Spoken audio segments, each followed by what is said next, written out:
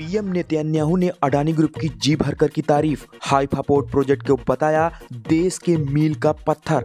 आपको बता दें दोस्तों, इजरायली पीएम बेंजामिन नेतन्याहू ने अडानी ग्रुप के साथ हुए हाइफा पोर्ट समझौते को बहुत बड़ा मील का पत्थर करार दिया है। पीएम नेतन्याहू ने कहा कि भविष्य में ये पोर्ट आने और जाने का एक पॉइंट बन जाएगा। दरअसल दोस्तों, पीएम बेंजामिन नेतन्याहू ने अडानी ग्रुप के साथ एक पोर्ट समझौते को बड़ा मील का पत्थर करार दिया है। उन्होंने कहा इस बंदरगाह विकास परियोजना से भारत और इजराइल के बीच कई तरह के संपर्क बढ़ेंगे। आपको बता दें, शिपिंग कंटेनर्स और क्रूज शिपों के आवागमन के मामले में हाइफा पोर्ट इजराइल का दूसरा सबसे बड़ा बंदरगाह है। अडानी ग्रुप और गैडोट ग्रुप में मिलकर बीते साल 4.1 बिलियन शेकेल में इसे खरीदा था। अडानी ग्रुप ने ये भी तारीफ की थी। इजराइल पीएम नेतन्याहू ने अडानी समूह के अध्यक्ष गौतम अडानी के साथ पोर्ट बुक पर हस्ताक्षर करने के बाद कहा कि मुझे लगता है कि ये बहुत बड़ा मील का पत्थर है। 100 से भी अधिक साल से पहले विश्व के दौरान ये बहादुर सैनिक भारतीय ही थे जिन्होंने हाइफा शहर को आज़ाद कराने में मदद की थी, और ये जो बेहद मजबूत भारतीय निवेशक है वो हाइफा के बंदरगाह को एक नए मुकाम पर ले जाने के लिए कोशिश में जुटे हुए हैं। प्रधानमंत्री नेतन्याहू ने यह भी कहा कि उनकी भारतीय पीएम और अच्छे दोस्त नरेंद्र मोदी के साथ दोनों देशों के बीच कई तरीके से ट्रांसपोर्ट लाइन, एयर रूट और समंदर के रास्ते कनेक्टिविटी बढ़ाने पर चर्चा हुई है, और आज ये संभव होता हुआ नजर हो रहा है। आपको बता दें, उन्होंने कहा कि जो आज हो रहा है वो उसकी ऐतिहासिक अहमियत है, क्योंकि हम जो देख रहे हैं वह शांति की दिशा में उठाया गया एक बड़ा कदम है। पीएम नेतन्याहू ने आगे कहा कि भविष्य में ये पोर्ट आने और जाने के एक अहम पॉइंट बन जाएगा। इस पोर्ट की वजह से आने में समय में अरब प्रायद्वीप का चक्कर लगाए बिना 3 चोक पॉइंट को हम गुजारे हुए सीधे भूमध्य सागर से यूरोप पहुंच जाएंगे। और आगे कहा अगर सीधी बात की जाए तो ये अडानी ग्रुप का शानदार निवेश है। जी आपको बता दें कि बीते साल जुलाई में अडानी ग्रुप और गैडोट ग्रुप ने मिलकर 1.1 लाख बिलियन अमेरिकी डॉलर में इस पोर्ट को खरीदा था। इस साल 11 जनवरी को अधिग्रहण की प्रक्रिया पूरी हुई, जिसके बाद बंदरगाह के विकास का काम शुरू हो गया। इस साझेदारी में अडानी ग्रुप का 70% और गैडोट ग्रुप का 30% हिस्सेदारी है। आपको बता दें, इजराइल में किसी भी सेक्टर में सबसे बड़ा विदेशी निवेश है। जी हाँ दोस्तों, हाइफा पोर्ट के अधिग्रहण के जरिए इजराइल ने अडानी प्रवेश को रणनीतिक खरीद करार। आपको बताएं दोस्तों, भारत के सबसे चर्चित बिजनेसमैन गौतम अडानी ने इजराइल के दूसरे सबसे बड़े पोर्ट का अधिग्रहण किया है। मंगलवार को इजराइल के प्रधानमंत्री बेंजामिन नेतन्याहू ने इस डील को भारत इजराइल के मील का पत्थर बताया था। गौतम अडानी ने इजराइल में और अधिक निवेश करते रहेंगे। ये उस समय हो रहा है जब अमेरिकी इन्वेस्टमेंट रिसर्च फर्म हिंडनबर्ग की रिपोर्ट के कारण अडानी समूह मुश्किल दौर से गुजर रहा है। गौतम अडानी का नाम एशिया के सबसे अमीर शख्स के फहरिस्त में नीचे खिसक गया है। तो ऐसे में अडानी का इजराइल का सबसे बड़ा टूरिस्ट क्रूज और शिपिंग के मामले में दूसरा सबसे बड़े पोर्ट के इस सौदे की चर्चा हो रही है। ये इजराइल भारत का अब तक का सबसे बड़ा निवेश है। इजराइल में बीते 1 दशक का सबसे बड़ा निवेश माना जा रहा है। बीते साल जुलाई में दुनिया के सबसे बड़े पोर्ट डेवलपर और संचालक अडानी समूह और स्पेशल इकोनॉमिक जोन लिमिटेड ने इजराइल के इस पोर्ट पर लीज का टेंडर अपने नाम किया। ये लीज 2054 तक की है। इस डील में 70% हिस्सेदारी अडानी पोर्ट की है और 30% मालिक इजरायली केमिकल और लॉजिस्टिक कंपनी गैडोट के पास है। इजराइल स्थानीय अखबार हारित ने इस डील पर बीते साल 1 जुलाई में एक लेख लिखा था, जिसमें कहा गया कि सौदे को पाने के लिए अडानी ने इतनी बड़ी बोली लगाई कि कोई और कंपनी बोली लगा ही नहीं सकती। रिपोर्ट में आगे कहा गया कि 2 साल से अडानी एयरपोर्ट हाइफा डील को पाने की कोशिशों में लगा था।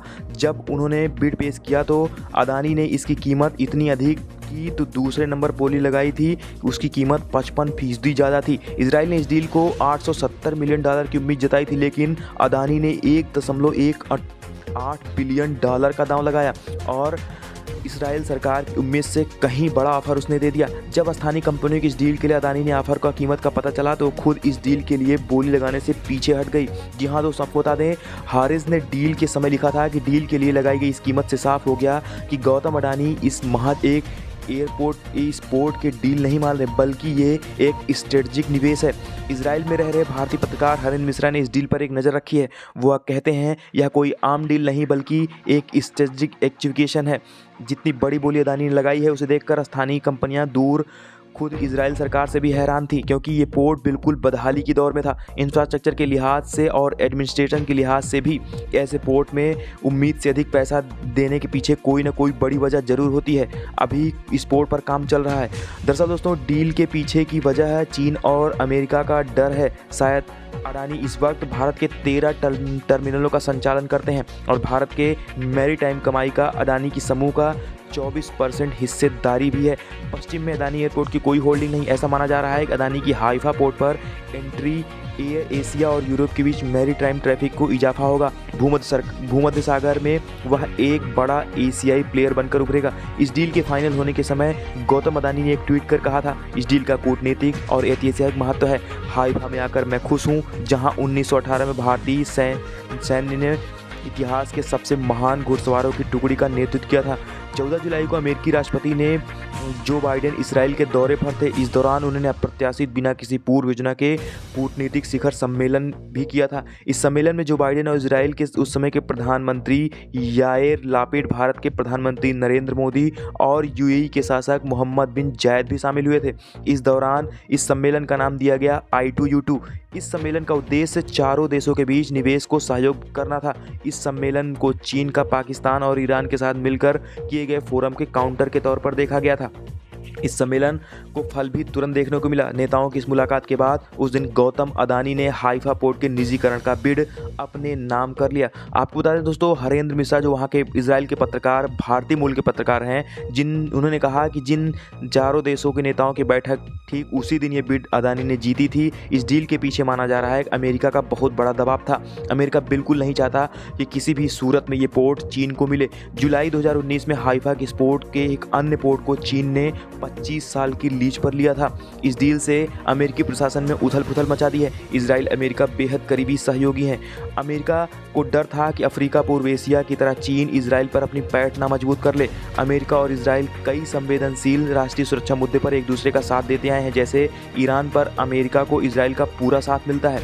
हरेंद्र मिश्रा आगे कहते हैं कि अमेरिका इस डील के पीछे क्या है, वो नहीं चाहता कि चीन को कोई मौका मिले। अमेरिका लगातार इजराइल पर यह दबाव बना रहा है कि डील चीन के साथ नहीं होनी चाहिए, लेकिन बदले में इजराइल ने भी कहा कि टेंडर को वक्त अगर निवेश नहीं करने आएगा तो डील उसे जो मिलेगी उसे बोली लगा देगा।